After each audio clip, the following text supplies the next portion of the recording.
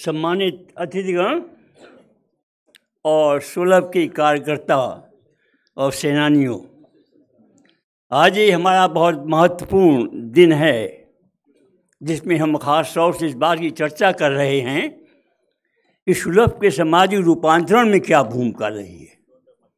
समाज का change, social change परिवर्तन होता है तो उसके कई आयाम होते हैं।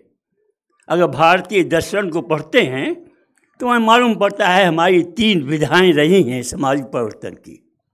पहली है श्रुति, दूसरी है स्मृति और तीसरा है अनुभव।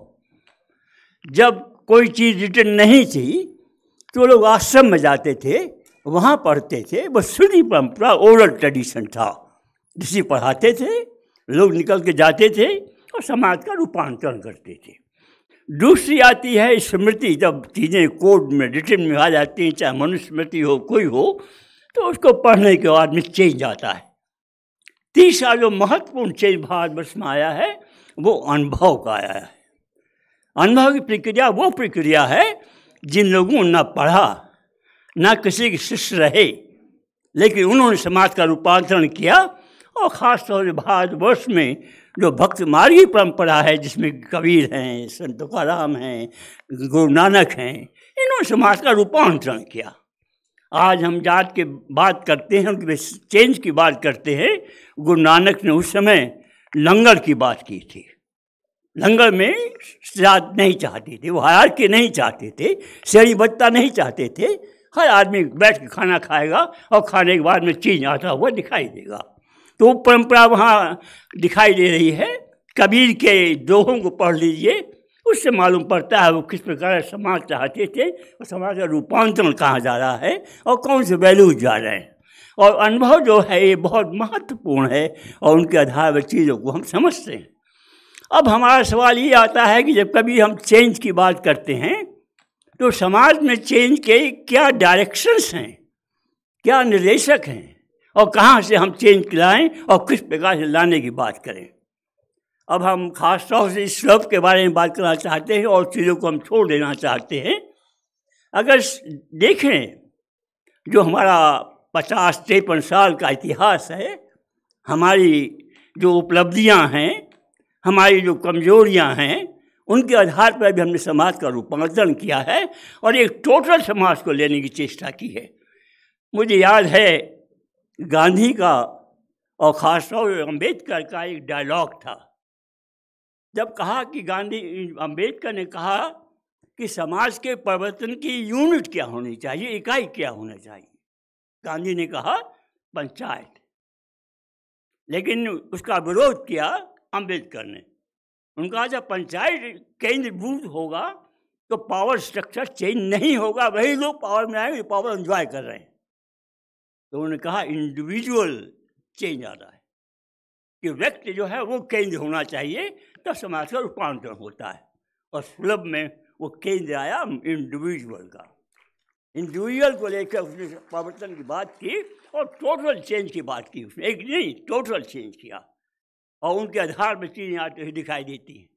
अब आपने देखा कि ख़ास तौर से जो चेंज जो दिखाई दे रहा है एक केवल टेक्नोलॉजी ही नहीं है।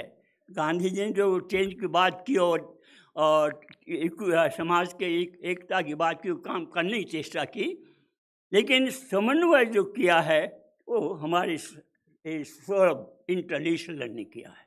गांधी की परंपराएं ली हैं और गांधी की परंपराओं के साथ उन्होंने सुधार किया है। गांधी का जीवन एक त्यागी जीवन था, लेकिन उस त्यागी जीवन को कहा गया कि हमारे कार्यकर्ता जो हैं वो त्यागी तो होंगे, लेकिन जीवन की जो आवश्यकताएं हैं उनकी पूर्ति भी करेंगे और पूर्ति के साथ करेंगे।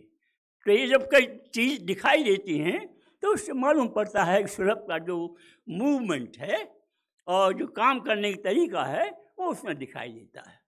दूसरी बात मैं यहाँ पे कहना चाह रहा कि केवल सुलभ ही के माध्यम टॉयलेट ही नहीं है, टॉयलेट साथ में टोटल व्यू को लिया है। जो दलित लोग हैं उनका चेंज तो लिया ही उन्होंने, लेकिन उसके बाद में विधवाओं के बारे में बात की, उन लेडीज़ के बारे में बात की जो विधवाएं थी, उसके बारे में उन्होंने बात की। जब सुमानी आई आपका केदारनाथ के ऊपर, और जब केदारनाथ में जाने के बाद में जो गुप्त काशी था उसके ऊपर उन्हें 9 गांव बह गए थे, उनका रिहेबिलिटेशन सुलभ ने किया और सुलभ ने काम करने की चेष्टा की। ये इसलिए मैं कह रहा हूँ कि एक टोटल व्यू लेना पड़ेगा आपके लिए। ये नहीं है कि केवल टॉयलेट से ही चेंज आ रहा है।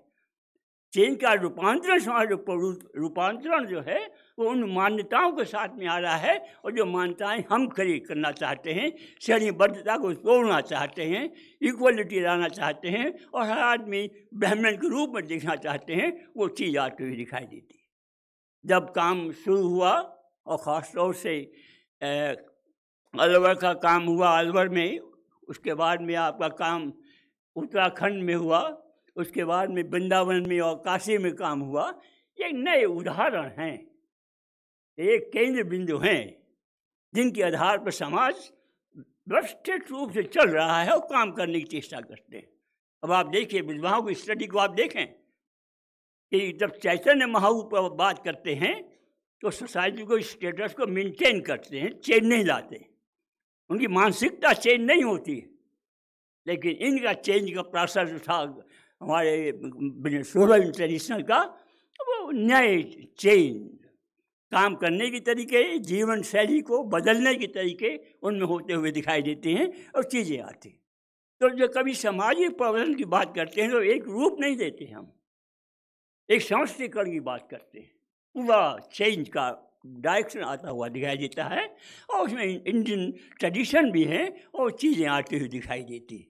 तो मैं यहाँ पे एक कहना चाह रहा था कि जब कभी आप सब इंटरनेशनल को समझें और समझने की चेष्टा करें तो उनकी मान्यताओं को और उनकी वैल्यूज़ को भी देखें कि वैल्यूज़ कहाँ हैं, किस प्रकार के हैं, कौन से केंद्र बन रहे हैं और उन केंद्रों से हमारा रूपांतरण कहाँ जाएगा और किस प्रकार से जाएगा।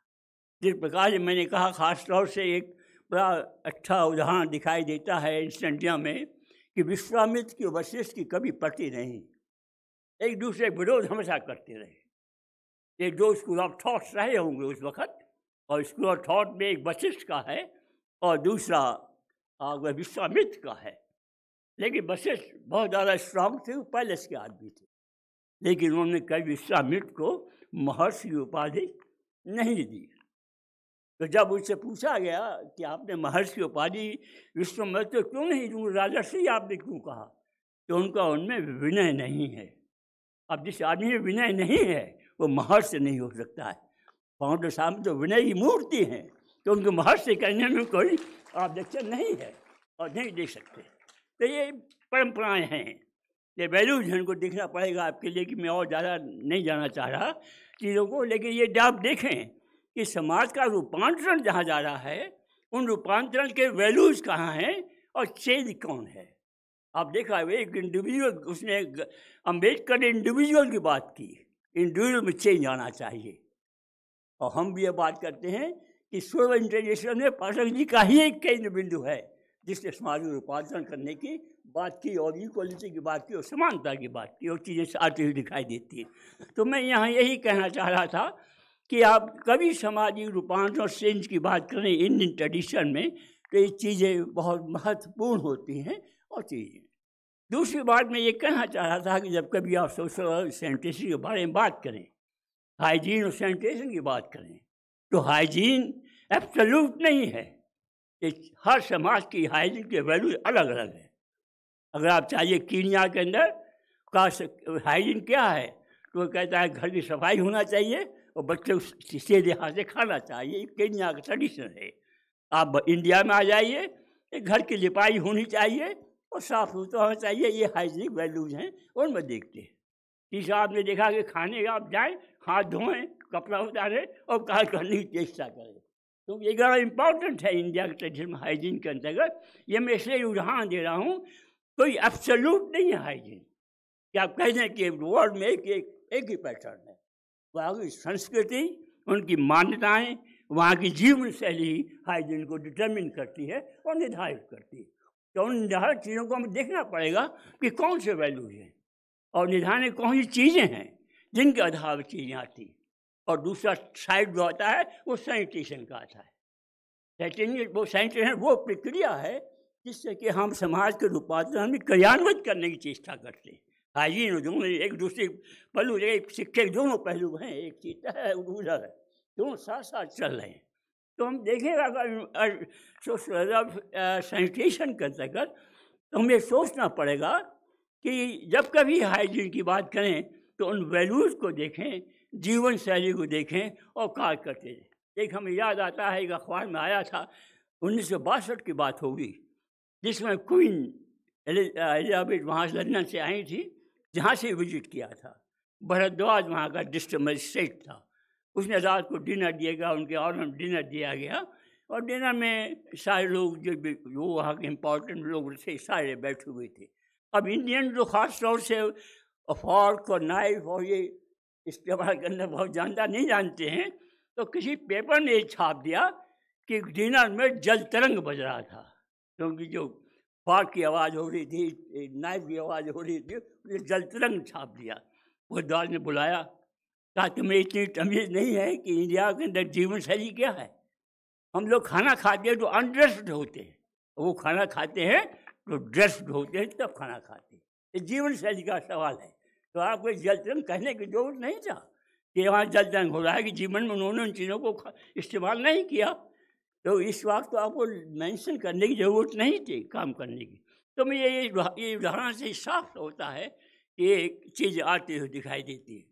तो गांधी की परंपराओं को, गांधी के टेक्निक्स को, प्रविधियों को, गांधी के चिंतन शैली को लेकर के श्लोक की आधारशिला बनी, और वो आधारशिला में है वो नए प्रवर्तन का रूप हुआ कि हमारा जीवन शैली कंप्लीट गांधी की टाइप ही ना हो कि हम बिल्कुल खादी पहने या ये पहने काम करें, आप कोई पहन सकते हैं और कार्य कर सकते हैं। तो आज हम देखते हैं, खास तौर से अगर कोई चीज़ देखा जाए तो देखते हैं आश्रम व्यवस्था के अंतर्गत हमारे कार्यकर्ता जो है 75,000 काम कर रहे हैं। ये सुलभ के वर्कर्स हैं, ये हमारे हैंड्स हैं, काम करने के तरीके हैं, और समाज रूपांतरण के तरीके बनते हुए दिखाई देते हैं।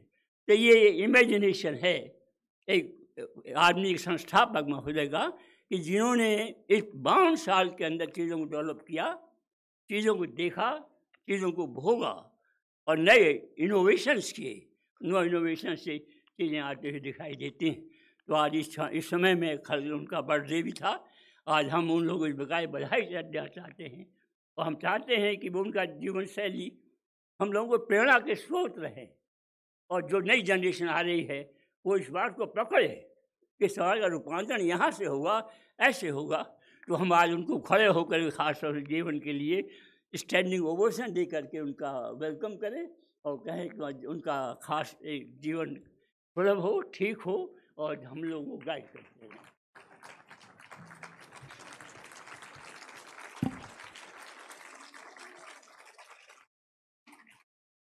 हो गया है।